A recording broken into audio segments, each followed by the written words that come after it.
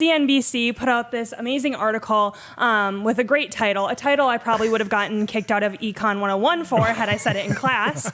But they said... That probably depends on where you went to school. Yes. Well, I had a Russian teacher who escaped the country, so I think that he probably... So, yeah, he would have kicked you out of class. Yeah, he would have been like, get out. He actually knows economics. Yeah. Yes.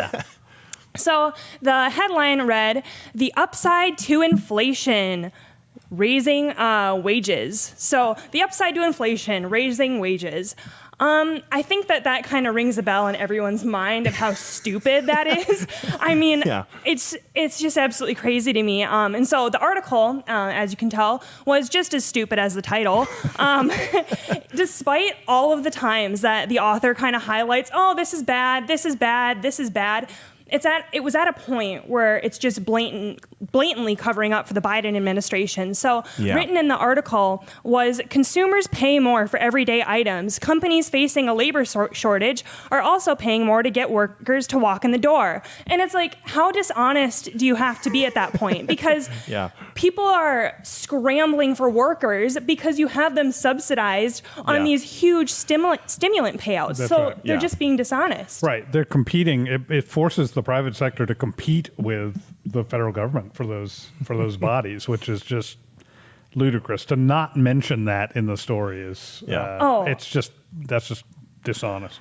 Yeah, and it goes on and it says, incremental wage increases are unlikely to keep the pace of the cost of living as that rises. So it's like, this won't actually be able to sustain you, but hey, the title makes you think it will. It's like you're contradicting yourself in your own piece. Like, it just blows my mind that you can have any semblance of journalistic integrity and just completely contradict your title. It's just so misleading. And it's called clickbait. Yeah, it's called journalism in 2021. It's also called that. Yeah. And it's concerning too, because it's going to leave a lot of people's retirement accounts completely impacted. Because as that inflation rises, people are just going to be scrambling, being like, how do I survive now? As I've worked my entire life to be able to, kind of relax a little bit in my older age. So that's a whole other thing. But me being the thoughtful person I am, I thought of some great new titles for CNBC. Oh, that's helpful. That's very kind of you, Tara. So my first one is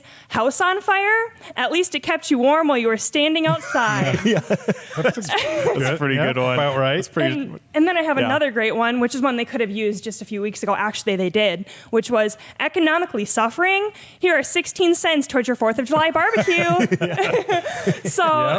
Those are the great headlines for them. So I guess this just kind of leads me to ask you guys, why does the media think Americans are just so stupid? They can't. They're so isolated in their little circles. They never have to talk to actual Trump supporters, and if they do, the Trump supporters are too scared to actually tell them what they really think, because they're just isolated in these little bubbles where they never have to deal with any contending ideas, and they just create these caricatures in their heads of what a Trump supporter is. Mm-hmm. And what that person is just some toothless bum in the middle of the deep South that doesn't know anything about anything, skipped out of school. And what just so happens to be the case is that everyday Americans, a lot of them very smart people, a lot of them entrepreneurs, those are the people that voted for Trump. And they just can't accept that. No, it's the same problem we always get. It's the echo chamber. You have three essential cornerstones of the establishment, right? You've got the media, including both news media and entertainment media.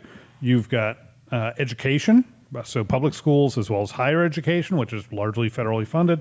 And you've got the federal government, which is career bureaucrats as well as elected public officials who, for the most part now, are career bureaucrats because we just keep electing the same people over and over and over again. Biden would be a fantastic example of that. All of those people talk to each other and pretty much no one else, right? So you go to an Ivy League school and they tell you, here's what you're supposed to think. And when you tell them, oh, that is what I think, they go, oh, how smart you are. You're a genius. You're a flippin' genius. And that's what they hear all day long, every day. So they come out of that thinking, oh, well, that must be the truth. And then they go into public service, or they go to work for CNN or for MGM or whoever, and they wind up hearing the same things over and over again. People tell them how smart they are, and they say the things back to the other people, and they tell them how smart they are, and it's an echo chamber. So once you have been told something over and over again, particularly when it's something you want to hear, like, wow, you're smart, you're really smart, it's hard not to believe that it's true.